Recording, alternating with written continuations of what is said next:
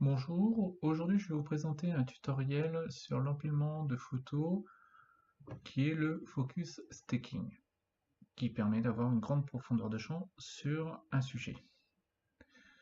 L'empilement de photos est possible grâce à Photoshop CC et je crois aussi avec Photoshop 4, 5 et 6. J'ai pris au préalable 5 photos de cette mouche-là. J'en ai pris que 5, hein, parce que plus vous allez prendre de photos, et plus le traitement va être long. Donc moi le but c'est vraiment vous montrer les différentes étapes du focus stacking.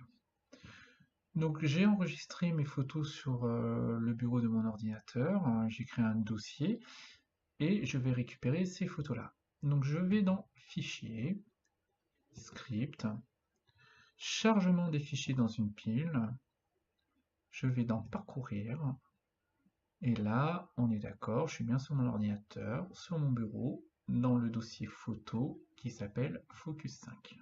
Je sélectionne les 5 photos, je fais OK. Une fois qu'elles apparaissent toutes ici, je refais OK. Et là, vous allez voir apparaître toutes les photos en bas à droite. Une fois qu'elles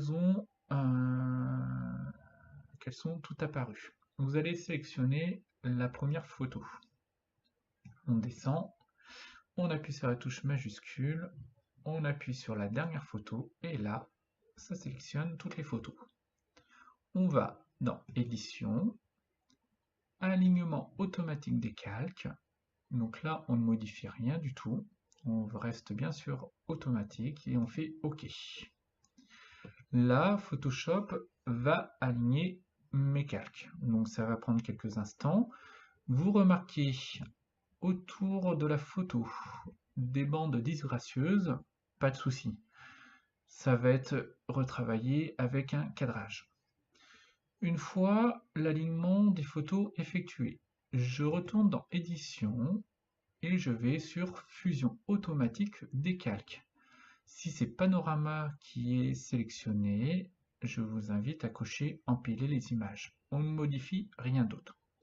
On appuie sur OK et là, Photoshop va me fusionner toutes mes photos, ce qui va permettre d'avoir une image de ma mouche un peu plus nette.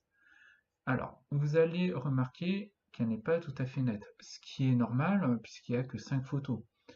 Si vous voulez avoir beaucoup plus de détails, vous pouvez partir sur une trentaine, voire 40, on peut aller jusqu'à 200 photos. Sachez que plus il y a de photos, plus le traitement va être long, surtout si vous n'avez pas un ordinateur puissant.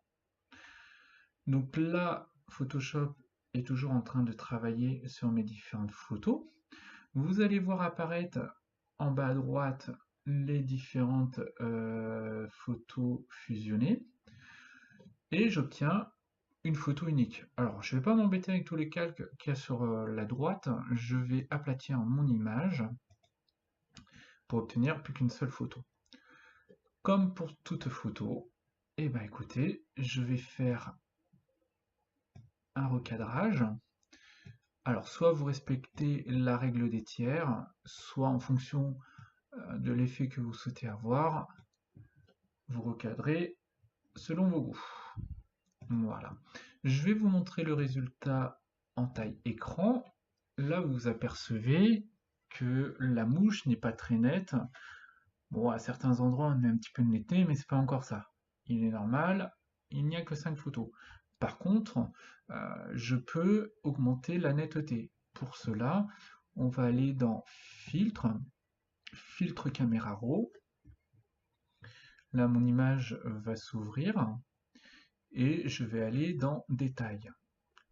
En sachant que j'ai travaillé à 100 ISO, très peu de bruit, je peux me permettre de pousser les curseurs jusqu'au bout pour obtenir le maximum de netteté et de détail. Voilà. Je peux ajouter, en allant sur correction du voile, augmenter un petit peu les contrastes.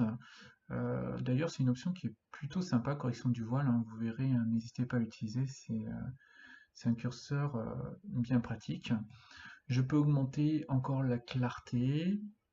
Voilà, donc j'ai un peu un peu plus de clarté. Bon, on va en rester là, je vais faire OK et je vais vous montrer le résultat.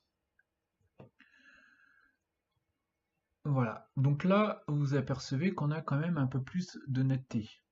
On voit les petites alvéoles sur les yeux, par exemple.